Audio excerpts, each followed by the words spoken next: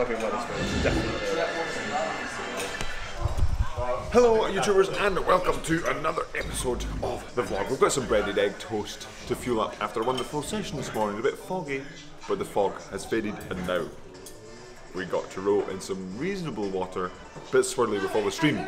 But now, got to fuel up, because remember, food is fuel. And we have finished breakfast.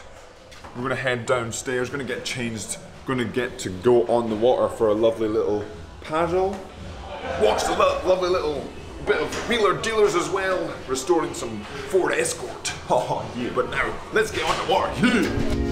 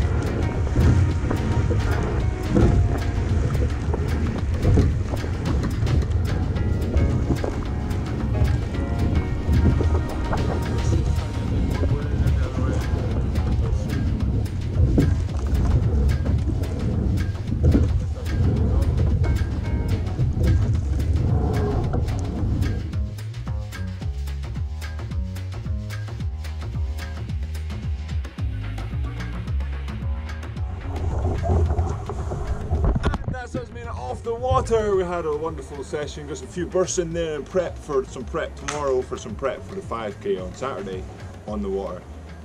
So that's exciting. But first things first, or next things first, whoever's coming up next is some fuel. Because remember, food is fuel. And we've made it to the crew room today again, once more this afternoon. Oh yeah, what do we have? Couscous, sweet corn, turkey. And turkey. Red turkey. Oh yeah, delicious food as always in the crew room to fuel up after a wonderful session in the pair. Water was getting a bit flatter and we got to do some bursts, getting used to the rate, as I said, that we're doing on Saturday for the 5k trial. And now and we're going to talk about our recovery after fueling up, because that is one part of the recovery. So let's get to it. And we've made it back to the house. Yes! I'm going to take off my hat. It's too warm in here. Or it's not warm enough. Or it is warm. Anyway, we're back from the house. We've had a good day of training. A couple sessions on the water in the pair. Got some bursts. Had some good food because got to fuel up. Because remember, food is fuel. Oh, and it looks like Tim Clark, my housemate, is back from work. Well, that's always exciting. The housemate's coming back from work. Haha, yes! Anyway, we're talking about recovery today, and then there'll be a couple of other recovery episodes in the week. Today is about the taper. The preparation in order to recover for a bigger event. So, we are slowing down or reducing the volume for this week, building up to trials, or building down to trials, depending on how you look at it. And today was the beginning of the taper. So I'm not going to go through specifics like we did 100k yesterday and now we do 50k and then we do 20k.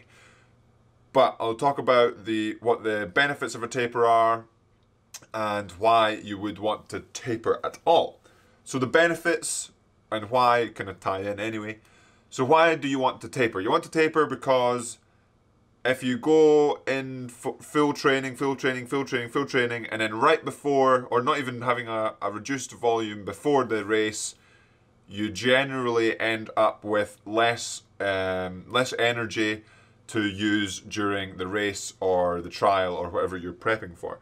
So for me, the taper, it's like the normal fatigue that you get from training is reduced, and even disappears altogether. And then by the time you get to the race, you're fresh and you're ready to give it 100% effort. But on the days when you're training every day, and then you go into the like, say it's you have a test piece, not a test piece, but you have like a high intensity piece on, say, a Thursday, just in part of training, but you're training Monday, Tuesday, Wednesday normally. You come into Thursday slightly tired, so your 100% effort may not be your maximum potential, or the chances to hit that maximum potential are a bit lower because you're not quite as fresh, the explosiveness isn't quite in the legs, and you're not, even mentally, you're not quite ready to go for that real stretch, real pushing the limits of what you can do. So that's one thing,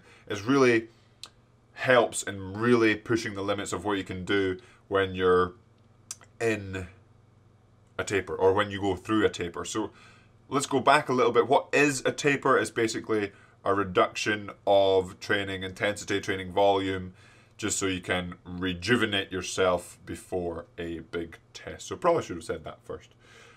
But, so another benefit of tapering is it just aids in recovery, to bring into the increasing your ability, or you're increasing your likelihood of reaching that max potential. And that's what a taper is reducing the intensity, reducing the volume, so your body like shooks up the recovery, essentially.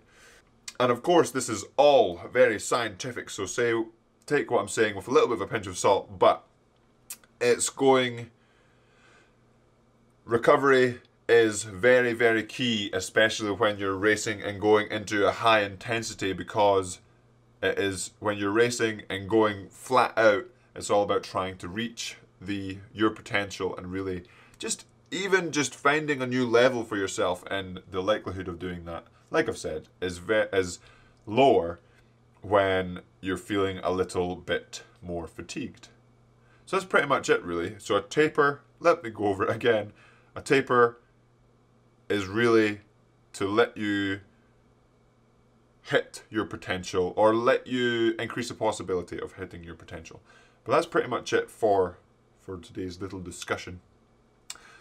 Let me know if you enjoy the little discussions. I'm thinking about changing things around, or even eliminating the discussions in general. It's always interesting to see what you guys think. And throughout the week we're going to talk about recovery wear.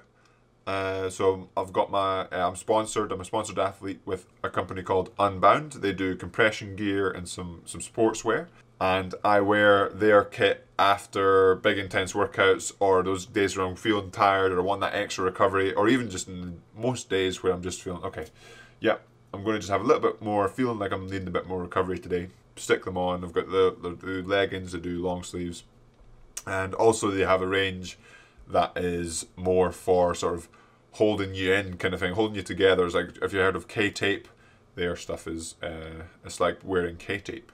Or kinesio tape. I'm going to Google that.